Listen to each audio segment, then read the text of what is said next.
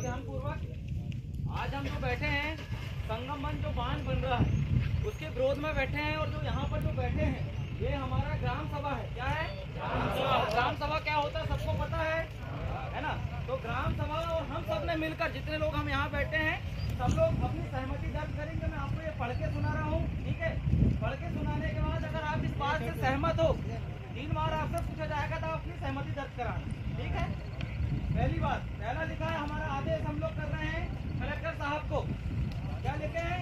18 अप्रैल 2013 Vedanta judgement, ना लोकसभा ना विधानसभा, सबसे बड़ा विधानसभा, ठीक है। पहली बात ये लिखे।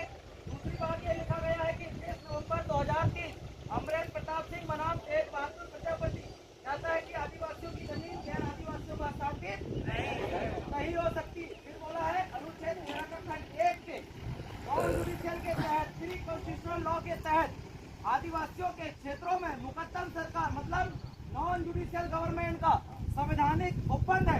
मुकद्दम सरकार नॉन जुडिशियल गवर्नमेंट के अनुच्छेद 13(3) के non legislative sources of law जिसे कहते हैं हम रूढ़ी प्रथा, जिसे कहते हैं हम गैर विधायी स्रोत के तहत प्रशासन उसका नियंत्रण करने का संवैधानिक ओपन है। मतलब non legislative sources of law के तहत हमारे क्षेत्रों में हमारा स्वशासन प्रशासन उसका नियंत्रण करने का हमारे पास अधिकार है, ठीक है। उसके बाद क्या है इसका कानून? क्या?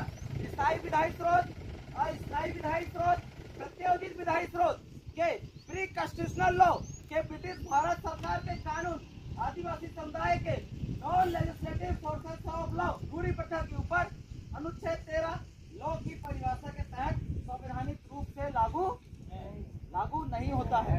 मतलब इनका जितना भी कानून है, इनका जितना भी एक्ट है, चाहे इनका एसडीएम बनाया, तहसीलदार बनाया, इनकी राज्य सरकार केंद्र सरकार बनाई, वो कानून हमारे क्षेत्रों में एप्लीकेबल नहीं होता है, ठीक है। उसके बाद बॉम्बे लैंड रेवेन्यू रूल 1921 के लैंड रेवेन्यू भू राजस्व का मालिकाना अधिकार आदिवासियों का है। किसका है? आदिवासियों का, ठीक है। उसके बाद एक और जजमेंट है 22 जनवरी 2011 supreme court judgment Jagpal Singh बनाम अनबनाम। क्या कहता है कि भारत में ग्राम समुदाय को विरासत में मिली समान पड़ती भूमियां मतलब नदी की, नाला की, कुआं की, तालाब की खाली पड़ी डली जमीन किसकी है? मतलब ग्राम सभा की है। वो ग्राम सभा कौन चलाता है? कौन चलाता है? तो जमीन किसकी?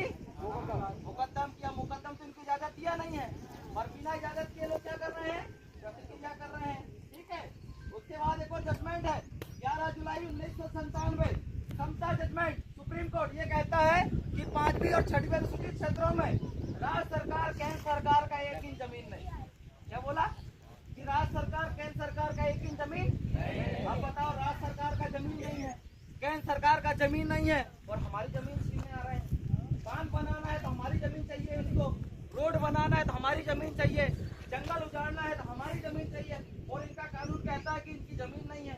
ये तो गलत प्रतिक्रिया कर रहे हैं। तो आज ग्राम भावईकला, भावईकुंड, नगौरा, दमुआ, हिरदाघाट, करैया, सेमरपुरी, ब्रजपुरा, मांडई, थापा, सरजू, धरमोहिनी, तहसील और जिला छिंदवाड़ा मध्य प्रदेश के संयुक्त रूप से क्या हुई है? हमारी ग्राम सभा की जो जमीन है, जो जमीन के नेचर से बहुत कौन जमीन है हमारी खेती बाड़ी की चाहिए जमीन है, जैसे अनुच्छेद 30 के तहत जो फिर बांध बनाने के लिए क्या किया जा रहा है?